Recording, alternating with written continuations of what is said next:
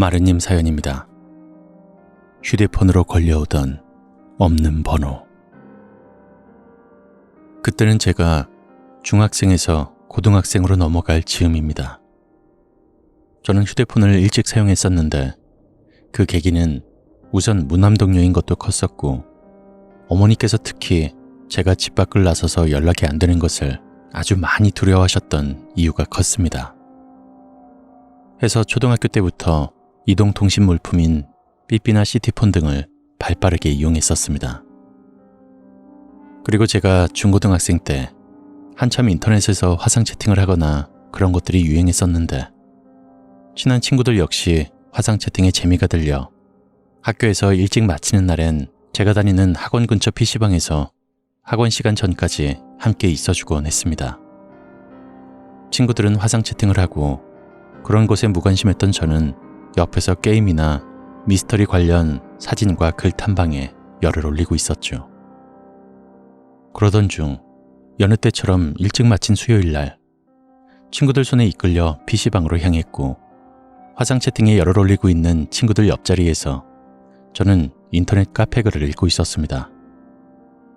한참 그러고 있는데 친구들이 자기들끼리 뭔가 막 떠들기 시작했습니다. 이상한데 저 남자? 왜 혼자서만 말도 안 하고 가만히 있어? 아까부터 계속 우리랑 같은 방에 접속하면서도 한마디도 안 한다? 대충 이런 식으로 화상 채팅을 하던 애들끼리 쑥덕거리고 있었습니다. 좀 전까지 신나게 놀던 애들이 좀 심각한 말을 하니 궁금해진 제가 물어보게 되었습니다. 니들 왜 그래? 아까부터 중간에 저 남자가 말도 안 하고 표정도 좀 이상하고 해서 그냥 방에서 나와서 다른 방에 들어갔는데 자꾸만 우리랑 같은 방에 접속해선 계속 저러고만 있다? 아우 소름 돋아. 미친놈 아니야? 친구의 말에 저도 옆에서 끼어들어 화면을 보게 되었고 화면 속엔 꽤 여러 명의 사람들이 화상을 켜두고 움직이고 있었는데 친구들이 말하는 그 남자만 아무런 미동도 하지 않았고 화면만 보고 있었습니다. 그런데 그 얼굴이 좀 뭐랄까 미묘했습니다. 설명하기가 조금 힘든데 분명 사람인데도 계속 의문을 가지게 만드는 얼굴이었습니다. 그러다 팝업창이 떴고 가만 보니 그 남자가 1대1 채팅을 친구들에게 걸었다고 알리는 창이었습니다. 야 어떡해. 저 남자가 1대1 걸었어. 야 받지마.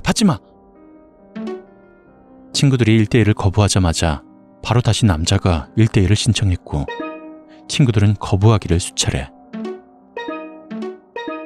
결국 한 친구가 대체 뭔지 궁금하니까 말이나 해보자며 수락하기를 권했습니다. 저도 이해가 안 갔던 게 그냥 나가면 될 것을 끝까지 해보려던 친구들도 제 눈엔 미친 애들 같았습니다. 뭐야 1대1 걸고선 또 아무 말도 안 해. 야 아무 말도 안 할 거면 그냥 나간다고 해. 한 친구의 말에 키보드 앞에 앉아있던 친구가 채팅을 쳤고 그제야 남자가 메시지를 썼습니다. 그런데 그 메시지가 이상하게 왔습니다.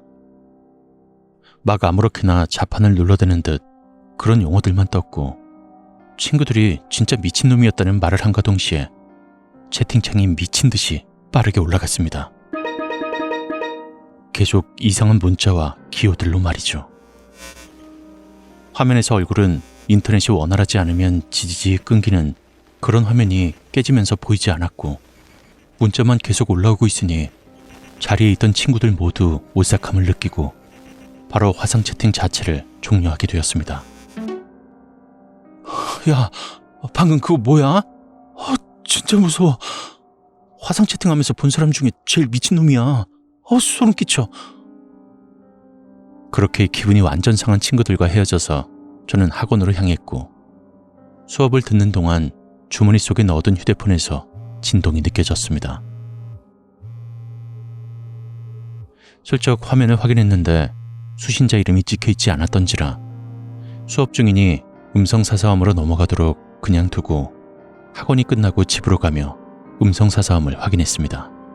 메시지 청취는 1번 첫 번째 메시지입니다.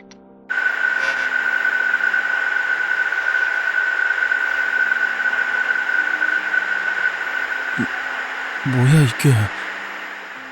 이상한 노이즈가 녹음을 할 수 있는 최장 시간까지 꽉 채워져 있었고 채널이 다 끝나버린 회색의 TV 화면 속에 지지직거리는 소리와 매우 가늘고 높은 음에 삐하는 이명훈과 비슷한 음이 교차적으로 녹음되어 있었습니다.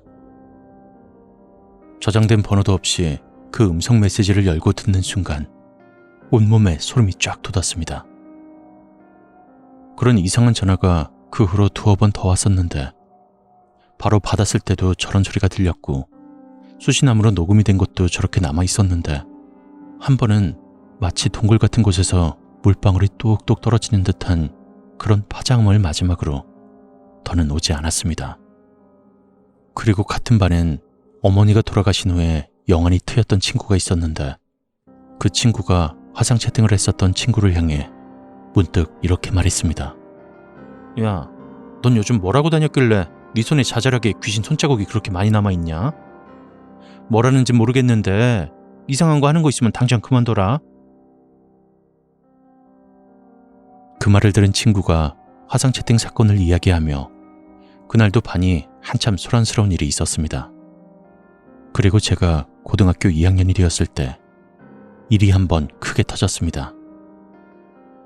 그때 인터넷으로 동창을 찾을 수 있는 다모임이란 사이트가 성행하고 있었는데요. 어릴 때 친했지만 연락처를 알 수 없었던 친구들을 찾는 그런 사이트였습니다. 그 프로필에 올려둔 제 사진이 한 특정 연예인과 닮았던지 그 사람이냐고 물어오는 쪽지에 아니라고 답변을 했는데 다짜고짜 심한 욕설이 담긴 쪽지가 날아다니는 일이 많았고 황당하고 놀란 마음에 사진도 그냥 내려버리고 탈퇴를 했었습니다. 그러던 어느 날 서울 수도권에서부터 각 지역별 번호가 찍힌 번호로 엄청나게 전화가 빗발쳤는데 역시 그 특정 연예인 번호가 맞냐고 하는 전화였습니다. 이해가 가지도 않았을 뿐더러 모르는 일이고 몇 번 받았던 전화였는데 아니라고 하자 이렇게 말했습니다. 목소리가 맞는데 아니긴 뭐가 아니야 이 X년아. 이런 전화들뿐만 아니라 아예 모르는 지역 번호는 받지 않았더니 음성사서함에 온갖 욕설이 난무하는 음성 메시지로 인해 난리를 치른 적이 있었습니다. 당시에 사이버 경찰대라는 건 몰랐기에 그냥 경찰서에 어머니 지인분께 부탁하여 번호 추적 조회 결과로 어떻게 된 일인지 수면에 떠오르게 되었습니다. 저에게 전화를 건 사람들을 통해 알아낸 것은 저와 닮았다는 특정 연예인 안티 카페에서 누군가 제 번호를 그 사람의 것이라고 올려두어서임을 알게 되었습니다. 그렇게 IP도 추적해본 결과 그 글이 올려졌던 IP 주소가 우리가 자주 다니던 PC방인 것도 알아냈고 누구의 소행인지도 알게 되었죠. 그 범인은 제 친한 친구의 친구로 가끔 같이 다닌 적도 있었던 애였는데 제 기준 소위 질이 안 좋은 친구여서 제가 거리를 많이 두던 아이였습니다. 그 애는 자기 친구를 저에게 뺏긴 것 같은 기분과 저에 대한 자격지심, 그런 것들 때문에 그런 짓을 저지른 것이라고 했습니다. 그 일로 멘탈이 좀 많이 나갔었는데 핸드폰도 바꾸고 얼마 지나지 않아 또다시 이상한 전화들이 오기 시작했습니다. 우리가 아는 그런 류의 전화번호가 아닌 10진법, 12진법 같은 그런 수학적으로 이루어진 당시에 매우 특이한 번호였습니다.